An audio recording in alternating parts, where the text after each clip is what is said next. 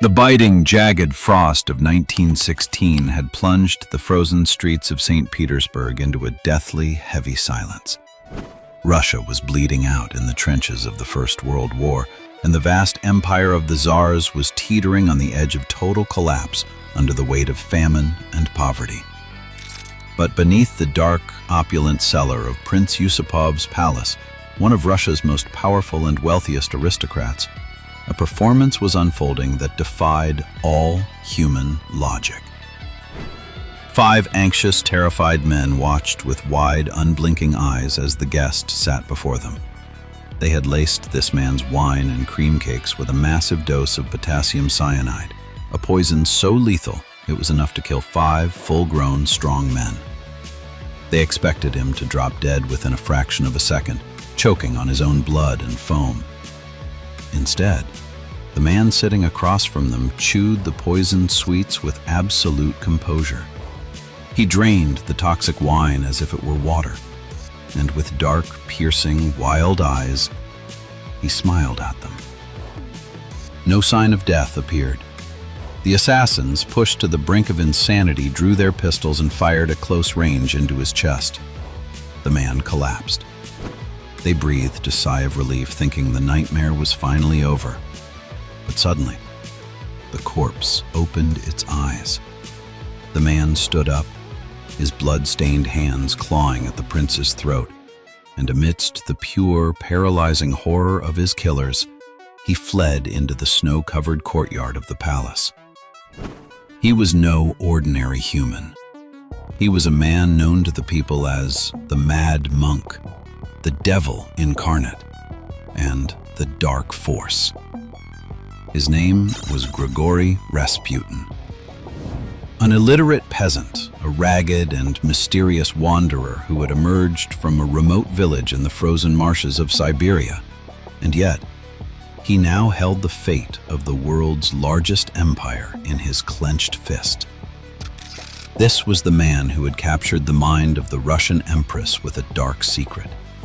He was the one who appointed and dismissed ministers at will and spent his nights in the city's sordid night spots, drowning in vice and madness. But how did this strange peasant rise from the lowest class of society to infiltrate the innermost circle of power in Europe's most magnificent monarchy? Was he a filthy, brilliant fraud who exploited a mother's weakness? Or was there truly a supernatural, sinister force within him that even death itself feared?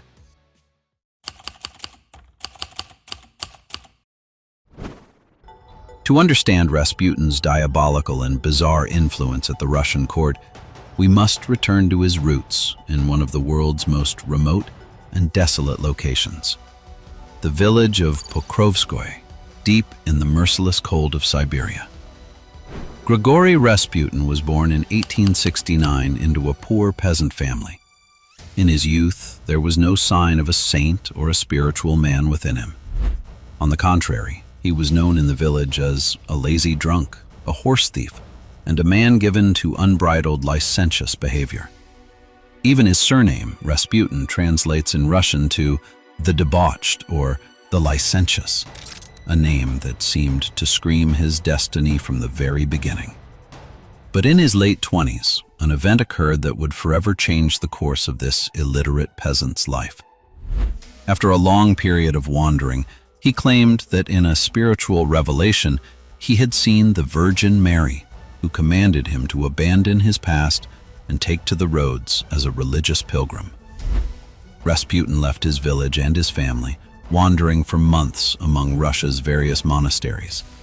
He grew his hair and beard long, donned the tattered robes of a monk, and with eyes that were black and intensely piercing, he began to preach.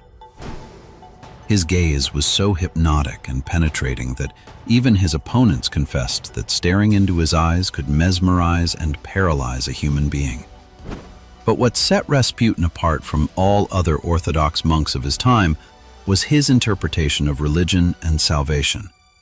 It was a terrifyingly dangerous and strange interpretation, yet seductive to his followers. He had drawn close to a secret and deviant sect who held a dark belief.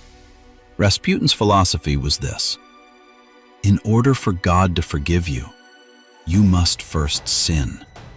The greater and deeper your sin, the more sincere your repentance and the sweeter God's forgiveness will be.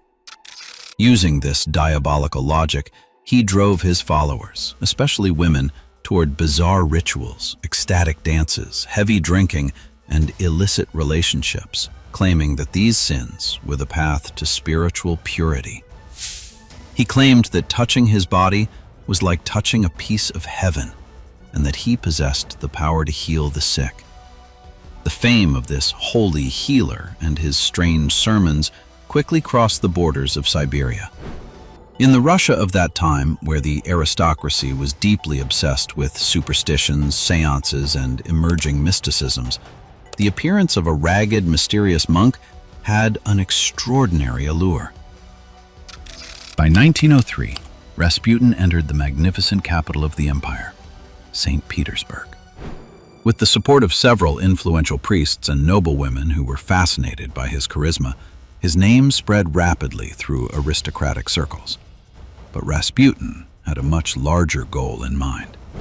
He was looking for a way into the world's innermost circle of power, the palace of Tsar Nicholas II and Empress Alexandra.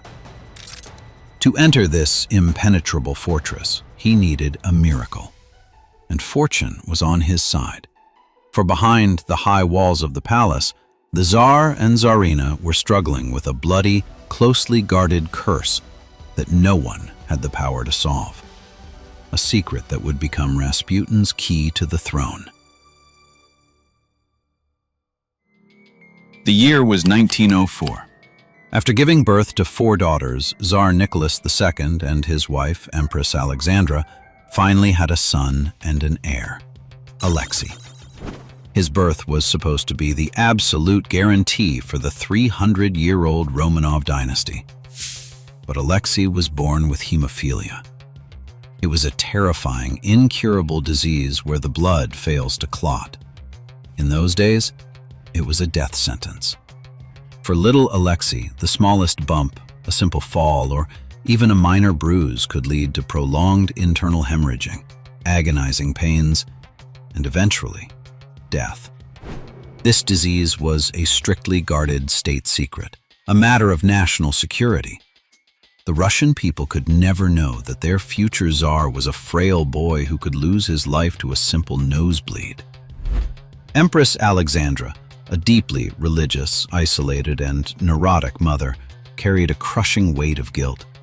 She saw herself as the one responsible for this curse, as the hemophilia gene had been passed down from her lineage.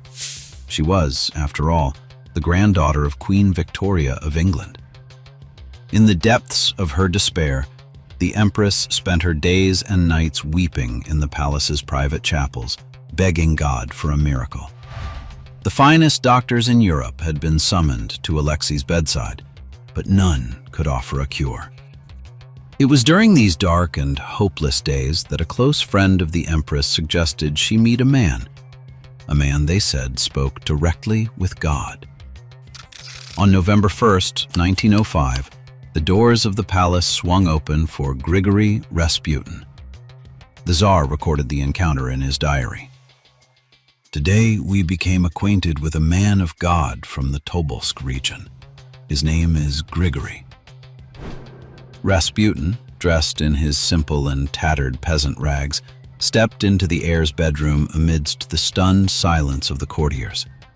Young Alexei was writhing in agony from internal bleeding, and the doctors, their faces pale with defeat, had already given up hope.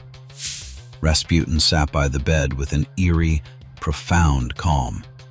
He fixed his piercing gaze on Alexei's suffering face, placed his rough, weathered hands on the child's forehead, and whispered something beneath his breath. Then, with absolute authority, he turned to the Empress and said, "Dismiss the doctors. Let the child rest." Incredibly, moments later, Alexei's breathing slowed, the pain was soothed, and the bleeding stopped. To Empress Alexandra, this was a moment of pure divine intervention. But the true peak of this magical power would reveal itself several years later. In the autumn of 1912, while the royal family was staying at the Spala hunting lodge, Alexei suffered the most severe hemorrhage of his life.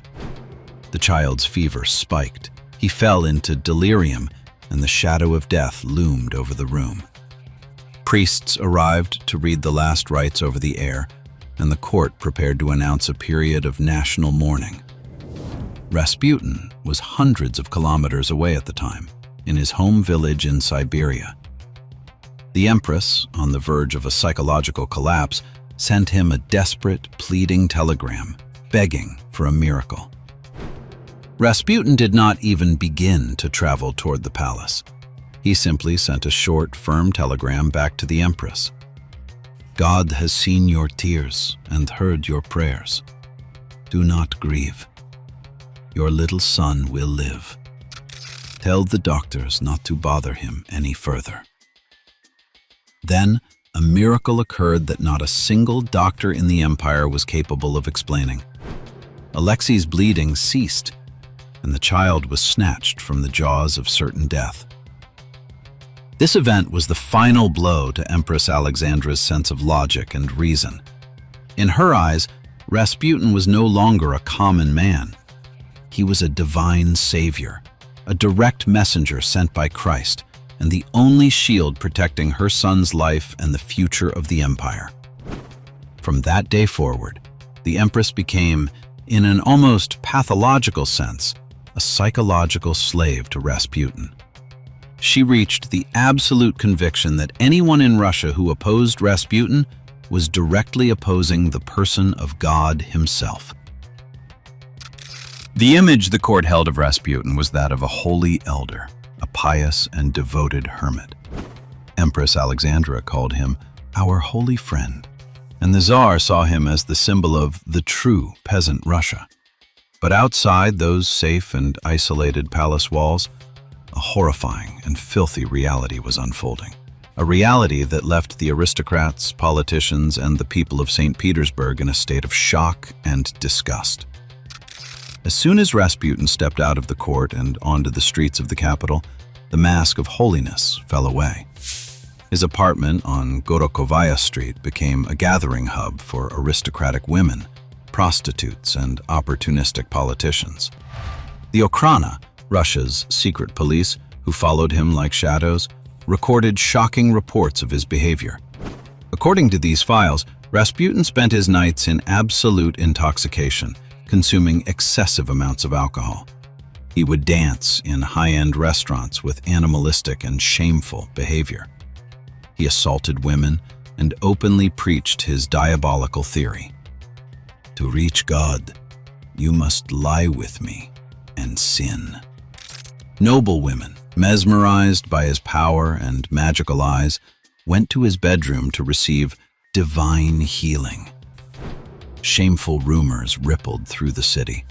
Underground newspapers printed caricatures showing the Tsar as a puppet in Rasputin's hands and depicting the Empress in his embrace. The dignity of the monarchy was being torn to shreds. Ministers, army generals, and senior figures of the Orthodox Church repeatedly placed detailed, documented police reports of Rasputin's corruption, drunkenness, and assaults on Tsar Nicholas's desk. They pleaded for the Tsar to expel this mad monk from the court before the people revolted. During this time, a news bomb exploded in St. Petersburg. A defrocked monk stole deeply private and affectionate letters from Empress Alexandra to Rasputin and leaked them to the public. The tone of these letters was so intimate and submissive that a scandalous rumor spread like wildfire across Russia. The Empress of Russia is having a secret love affair with the filthy Siberian monk. This scandal pushed the anger of the nobles, the church, and the politicians to the boiling point. Pyotr Stolypin, Russia's powerful prime minister, slammed thick reports of Rasputin's crimes onto the Tsar's desk. He managed, for a brief time, to convince the Tsar to exile the man to Siberia. But with Stolypin's assassination and death, the last defensive barrier of the empire collapsed. At the Empress's insistence, Rasputin returned to the court in triumph. The peak of the catastrophe was looming. In the summer of 1914, World War I began. Rasputin was fiercely opposed to Russia's entry into the war, pleading for it not to happen. But Tsar Nicholas, under pressure from his generals, defied Rasputin for once. Then, against the advice of all his advisors, the Tsar left the capital for the front lines to personally take command of the army. With the Tsar gone, the seat of power in St. Petersburg sat vacant, and Empress Alexandra was appointed as the temporary ruler of the capital. And this was the exact moment the vast Russian Empire was officially conquered by Rasputin. The Empress, who was of German descent, was already deeply hated by the people. Now, in her husband's absence, she relied entirely on Rasputin to govern the country.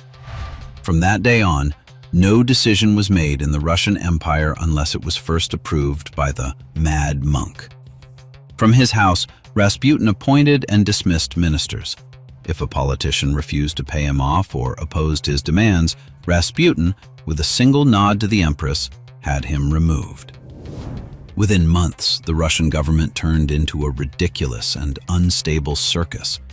Incompetent, corrupt, and inexperienced men were promoted to the highest state and military offices simply because of their friendship with Rasputin.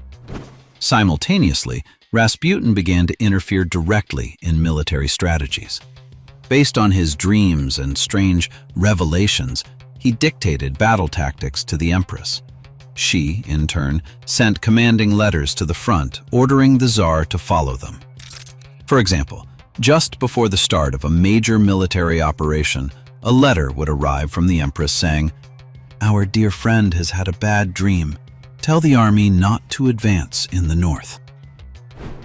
These hallucinatory consultations sabotaged the planning of veteran Russian generals and led to catastrophic slaughters on the battlefields. As Russian soldiers were butchered in the mud, a wave of hatred swept the nation. The people and the generals whispered to one another, "These stupid decisions cannot be an accident. Evil forces have surrounded the throne. The Empress and the Mad Monk are spying for Germany and are intentionally leading us to our deaths." It was no longer about the honor of the court. It was about the survival of Russia. The aristocrats, the princes, and the army officers reached a final conclusion. As long as this monster lived, Russia would never know peace. December 1916. St. Petersburg was sitting on a powder keg. The Russian aristocrats knew that if Rasputin lived, revolution and the total destruction of the royal family were inevitable. At the head of the conspiracy was a wealthy, attractive, and influential young man, Prince Felix Yusupov. He was married to the Tsar's niece and was the heir to Russia's greatest fortune. Along with several members of the Duma and other princes, he designed what he believed was a foolproof plan to eliminate the devil. Yusupov knew Rasputin's weaknesses: women and late-night parties. Through a deceptive invitation, he lured Rasputin to his palace with the promise of meeting his beautiful wife, Princess Irina. The night of December 30th. Rasputin, dressed in a silk tunic and finely groomed, entered the dark, opulent cellar of the Yusupov palace, a room where the walls had been specially insulated to drown out the sound of gunfire. Yusupov offered him wine and cream cakes while they waited for the princess. But the treats were a trap. They had been laced with a massive, terrifying dose of potassium cyanide, enough poison to kill an elephant. As Yusupov watched with trembling hands, waiting for Rasputin to drop dead, something unbelievable happened. Rasputin ate the cakes one by one. He drained the poisoned wine, and not only did he not die, he seemed to gain even more energy. Horror gripped the conspirators. Driven to the edge of madness, Yusupov went upstairs, grabbed a revolver, and returned to the cellar. He fired directly into Rasputin's chest, right in the area of his heart. Rasputin fell to the floor with a heavy thud, blood pooling around him. A doctor among the group checked his pulse and officially confirmed his death. The assassins began to celebrate upstairs. Russia was finally saved. But when Yusupov returned to the cellar to check the body, he saw a sight that would haunt his nightmares for the rest of his life. The corpse opened its eyes. With superhuman strength, Rasputin surged upward, his blood-stained hands locking around the prince's throat, tearing one of his military epaulets. Yusupov fled in terror, screaming. The wounded, poisoned monk crawled up the stairs and into the snowy courtyard. Another assassin, Vladimir Purishkevich, chased him into the night. He fired 4 shots in succession, one of which struck Rasputin in the head. The mysterious man finally fell into the snow.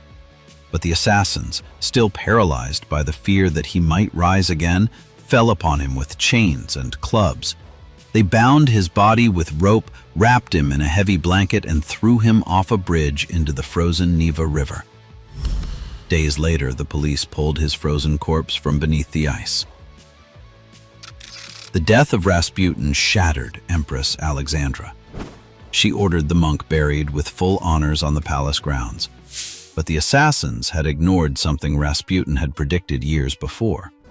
Shortly before his death, Rasputin had written a haunting, historical letter to Tsar Nicholas II.